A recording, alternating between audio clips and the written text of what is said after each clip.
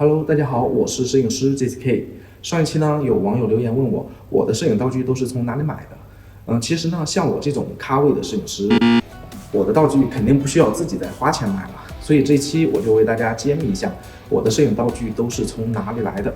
好了，跟着我带大家去看一下。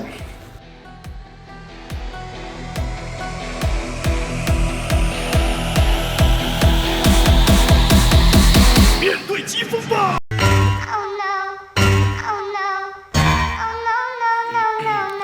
真香！哎呀，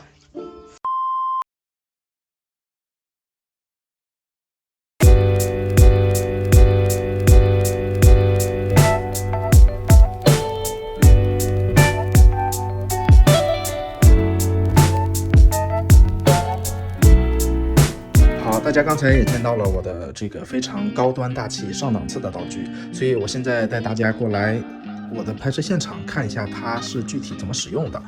这个地方它是接入了魔术腿，所以它是固定在这儿了。然后呢，你可以通过这里的一个旋钮去调整它的这么一个倾斜角度。不过在用它拍摄我们今天拍摄的这个对象之前呢，我先把它移开，我们做一下对比实验，看一下加了它拍摄后的效果会有什么不同。好，大家看到现在的一个画面，我不借助任何灯光和反光道具的时候，它的画面其实是这样子的。对，大家可以感受一下，虽然盘子的曝光还可以，物体的曝光好像也还可以，但是萝卜与萝卜之间有大量的阴影填充在其中，我没有办法让它变亮。好，大家看一下，如果我单纯拿一个泡沫板去反光的话，其实画面改善也并不大，因为现在缺少一个主光源的加入。那么现在要怎么办呢？所以常规的做法，我可能是要把光圈再开大一点，因为这个地方感光我不希望再大了，因为再大它可能会有噪点了。有的朋友可能会问我，快门是不是还可以再大呢？理论上快门是可以再大的，因为这个时候我们拍的是一个相对静止的画面。但是如果你真的拍摄一些就是做美食的画面的时候，我们还是要把快门放在1/60秒。可能有的朋友不经常拍视频，这里我解释一下，这个快门怎么选择呢？它应该是你选择的帧率的2倍的倒数。就这么说吧，我现在拍摄的是4K 30帧，所以我的快门就应该30乘以2等于60，然后1/60这样去选择快门。所以这个时候我们可以看到，我们如果想让画面变大，似乎只有不断的增加光圈。我们把光圈加到6.3，对，现在是6.3。现在画面虽然有提亮了，但是你有没有发现，萝卜与萝卜之间的阴影还是没有被填充上？而且呢，随着我们的光圈越来越大，它的景深可能会越来越浅，可能这也不是一个很好的事情。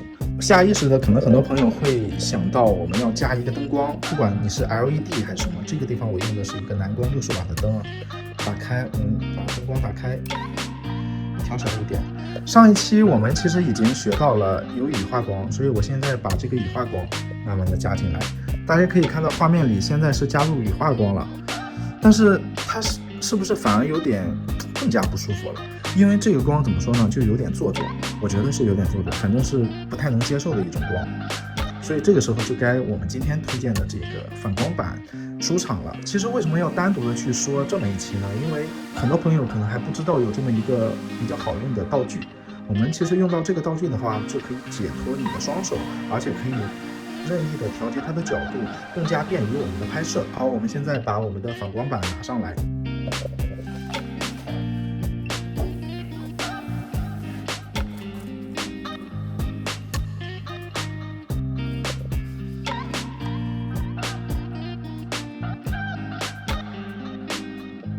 好，我们现在的反光板已经加进来了，我把灯调到往上打一点的位置，就是不要冲着产品打。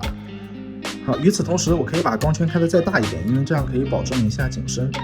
我先把开到8，差不多 OK， 其他的参数没有变。然后灯光的功率我可以调一下。好，大家可以看到现在的画面是怎么拍摄的。我现在是用一个光打到一个反光板上，大概倾斜到45度左右。它通过这么一个反射光填充过来之后，我们可以看到画面就比刚才的已经舒服了很多很多。大家可以现在对比一下。是不是还是有比较大的区别的？所以这里就涉及到一个知识点，用外反射的光可以填充到画面比较深的地方的阴影，用直射光反而很难把它打亮，而且会让画面变得非常的生硬不舒服。大家可能觉得这一个道具仅此而已，没有那么大的神奇之处，是不是？好，接下来我会用另一个小实验带大家看一下它这个道具很实用的地方。好，接下来我们看另一个拍摄案例啊，这是我们著名的 UP 主大卫先生，他今天就像很多 UP 主一样，他是需要跟大家在夜晚去录一些视频的话，我把现在的这个灯也关闭，大家看一下，它是这个样子的。好，大家看到现在相机里边我的参数是1/60 f8， 然后 ISO 是800，这个状态下我们其实是完全看不到的，所以我们肯定是需要一盏灯的加入。这里我先打开我们的 LED， 我们看一下此刻画面里边的效果。此刻画面里边它是非常的，这个光线非常的重，不舒服，所以我们试图用我们之前说的羽化光之类的去调节。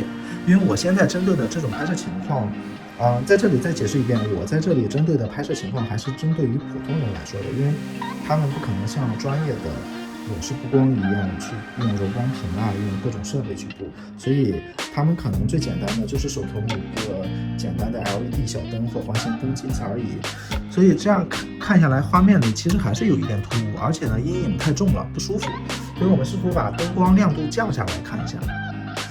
但是不管亮度再怎么降，面部相对看起来柔和了，但是阴影又太重了，又不太舒服。所以有什么简单的方法可以解决这个问题呢？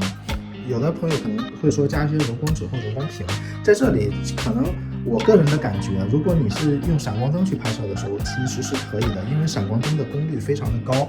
但是如果你用 LED 拍摄，尤其是像我现在手头准备的就是一盏60瓦的灯，可能有的朋友的功率还是会更小。这样的话，如果你前面再加柔光设备的话，其实光的衰减会非常厉害，你的曝光会跟不上。所以这里我们用的方法还是跟刚才一样，我们去试一下我们的反射光。我现在把灯大家看到，我移到这边 ，OK， 我先用打一个反射的光，我把光先移到这边来，